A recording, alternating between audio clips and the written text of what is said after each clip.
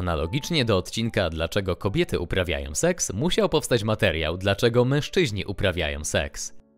Pomimo że motywacje mężczyzn mogą się wydawać bardzo proste, a wręcz są postrzegani seksualnie jako troglodyci bez uczuć, to warto się przyjrzeć bliżej kilku motywacjom seksualnym, żeby lepiej zrozumieć ich profil psychologiczny. Pierwszą motywacją jest ulga, czyli rozładowanie popędu seksualnego. Jesteśmy do tego zaprogramowani, mówi seksuolog Richard A. Carroll, profesor psychiatrii i nauk behawioralnych na Uniwersytecie Northwestern. Pytanie, dlaczego ludzie uprawiają seks, jest podobne do pytania, dlaczego jemy. Nasze mózgi są zaprojektowane tak, aby motywować nas do takiego zachowania. Mężczyźni mają silniejszy popęd seksualny od kobiet, ponieważ ewolucyjnie muszą zwiększać szansę matematyczną na zapłodnienie, która wynosi w dni płodne kobiet tylko od 27 do 33%. W rzeczywistości proces zapłodnienia jest procesem dużo bardziej skomplikowanym niż mogłoby się wydawać. Spójrzmy choćby na biednego plemnika, który zanim dotrze do celu i zapłodni komórkę jajową, musi jeszcze wygrać morderczą walkę o przetrwanie. Po drodze czyha na niego wiele niebezpieczeństw. Musi pokonać trudne warunki panujące w pochwie, przedrzeć się przez gęsty śluz szyjkowy i odeprzeć atak przeciwciał przeciwplemnikowych. Wreszcie musi pokonać czasem nawet ponad 500 milionów innych plemników, które tak jak on walczą o pierwsze miejsce na mecie, bo zwycięzca może być tylko jeden. Wiemy, że ewolucja celowo zaprogramowała mężczyzn tak, aby częściej myśleli, szukali i inicjowali seks, bo zapłodnienie to też matematyka i im częściej dochodzi do stosunku, tym większa jest szansa na rozmnożenie się. Ale też istnieje druga strona medalu. Popęd seksualny może bardzo uprzykrzać życie, sprawiać, że człowiek nie potrafi się skupić czy działać normalnie i płynnie.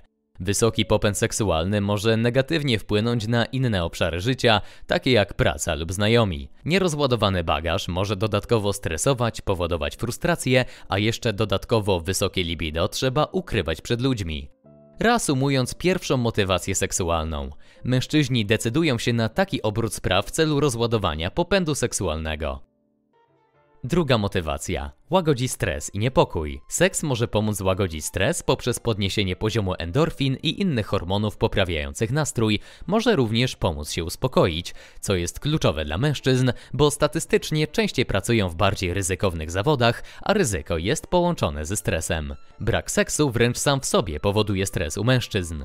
Seksuolodzy ostrzegają przed skutkami zdrowotnymi długotrwałej abstynencji seksualnej.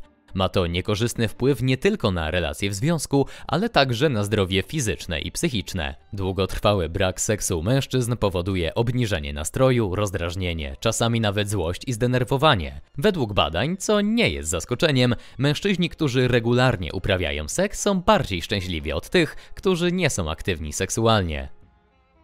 Trzecią motywacją jest trening. Trener celebrytów Jason Rosell ukuł termin sexercise, używając go do określonego zestawu praktyk, aby poprawić doświadczenia seksualne danej osoby. Sprawność fizyczna może wpływać na seksualność, czyniąc seks łatwiejszym i wygodniejszym, zmniejszając ryzyko zaburzeń erekcji i problemów z podnieceniem oraz pomagając ludziom czuć się pewniej w swoim ciele. Sprawność fizyczna wpływa na seks, ale również seks sam w sobie jest aktywnością fizyczną. Po raz pierwszy naukowcy postawili to pytanie w 1984 roku. Odpowiedź opublikowano w Archives of Internal Medicine.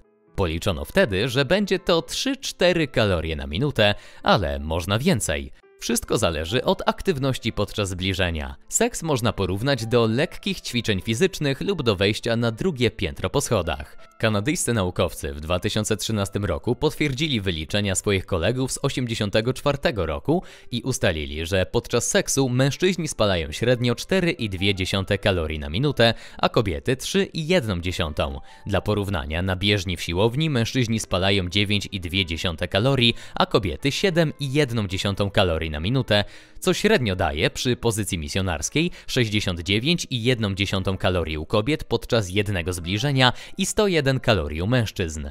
Jednak można spalić znacznie więcej kalorii. Wszystko zależy od czasu zbliżenia oraz pozycji, w jakiej się kochamy. Czwartą motywacją jest presja społeczna. Pojęcia jak prawiczek są pejoratywne. Są traktowane w społeczeństwie jako wyzwiska, używane aby kogoś obrazić lub umniejszyć.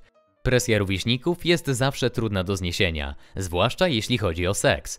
Niektóre nastolatki decydują się na związki seksualne, ponieważ ich przyjaciele uważają, że seks to prawidłowość, a jeśli nie decydujesz się na takie życie, to jesteś w jakiś sposób wadliwy. Sytuacje seksualne są wszędzie w naszej kulturze. Występują w telewizji, filmach, a nawet w reklamach i magazynach. To jeden z powodów, dla których tak bardzo lubimy te rzeczy, ale przez to przestajemy lubić siebie, bo czujemy, że nie jesteśmy w stanie sprostać temu, jak powinno wyglądać normalne życie. Piąta motywacja. Chciałbym, aby moja partnerka była szczęśliwa. Pomimo że motywacje seksualne mężczyzn są często postrzegane jako egoistyczne, to warto zaznaczyć, że mężczyźni są bardziej altruistyczni niż mogłoby się wydawać ze stereotypów. Za chwilę ktoś napisze, że altruizm to największy stopień egoizmu i w sumie to prawda, ale to temat na osobny odcinek. Żeby zrozumieć zjawisko, musimy odpowiedzieć sobie na pytanie, dlaczego ludzie dają prezenty innym? Istnieje wiele różnych wyjaśnień wręczania prezentów. Niemniej jednak częstym elementem składającym się na prezent jest fakt, że wpływamy na emocje drugiej osoby. Celem wręczania prezentów mogą być pozytywne emocje, jakie wywołuje u odbiorców. Mamy niejako również kontrolę nad drugą osobą, nad tym, jak druga osoba się czuje. Tak samo jest w relacji seksualnej. Jeśli jesteśmy z kimś związani emocjonalnie, wywoływanie u kogoś pozytywnych emocji poprawia nam nastrój i potwierdza dużą liczbę rzeczy, że jesteśmy dobrymi partnerami, że nie zawiedliśmy, że czujemy się potrzebni i widzimy sens w tym, co robimy. Dlatego niektóre kobiety ignorują dyskomfort seksualny i godzą się na zły seks, bo nawet zły seks dla kobiety może uszczęśliwić mężczyznę. Australijskie dane pokazują, że 20,3% kobiet doświadczyło bolesnego seksu w porównaniu z 2,4% mężczyzn. Jeśli chcesz zgłębienia tematu, dlaczego kobiety zgadzają się na bolesny i nieprzyjemny seks, to daj znać, że ten temat Cię interesuje. Szóstą motywacją jest chęć poczucia się atrakcyjnym, samoocena. Działanie jest proste. Skuteczność w życiu zwiększa samoocenę, a więc skuteczność na podłożu seksualnym również ją zwiększa. Osoby uprawiające satysfakcjonujący seks mogą czuć się dobrze ze sobą. Sam fakt, że inni chcą mieć relacje intymne z tobą, zmienia postrzeganie siebie jako człowieka pożądanego i atrakcyjnego.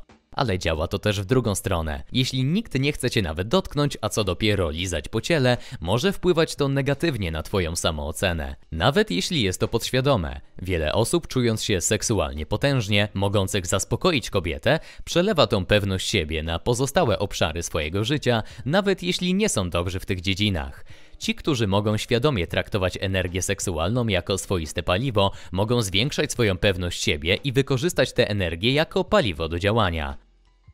Siódma motywacja. Roznoszenie chorób. Ciężko to oczywiście udowodnić, ale tak jak było w książce Dlaczego kobiety uprawiają seks, o kobietach, które roznosiły choroby, żeby poczuć się lepiej, że nie są z tym same, tak również mężczyźni uprawiają seks w celu roznoszenia chorób. Był kiedyś taki przypadek Simona Molla, kameruńskiego pisarza, poety i dziennikarza, który podczas pobytu w Polsce roznosił umyślnie HIV. Przypuszcza się, że w ciągu 7 lat świadomie zaraził wirusem HIV nawet kilkadziesiąt czy kilkaset polskich kobiet. W wierszu nazwał je białe boginie. Tak lubił mówić dziewczynom po stosunku. Moja sperma jest święta. Trudno nawet przypuszczać, ile ich jeszcze żyje z wyrokiem śmierci w zawieszeniu po Simonie Mollu lub już zmarło. Zacytuję poetę. W żałobnych sukniach śleci pocałunek, bo mój pocałunek jest jak żądło śmierci. W mieszkaniu na Żoliborzu deklamował polskim boginiom o śnieżno-białych policzkach wiersze o miłości. Potem był delikatny, do momentu, gdy któraś z polskich bogiń pytała o prezerwatywę. Wtedy zarzucał rasizm. Zresztą zwykle nie pytały, bo zapytać o prezerwatywę wielkiego działacza walczącego o prawa człowieka byłoby rasistowskim nietaktem. W głowie się polskim boginiom nie mieściło, że taki działacz ma HIV, a tym bardziej, że wie o tym i się ukrywa. Podsumowanie odcinka. Pomimo, że kobiety mają więcej motywacji i są one bardziej skomplikowane, to nie oznacza, że mężczyźni uprawiają seks tylko dla przyjemności, o czym warto pamiętać. Do usłyszenia w następnym materiale.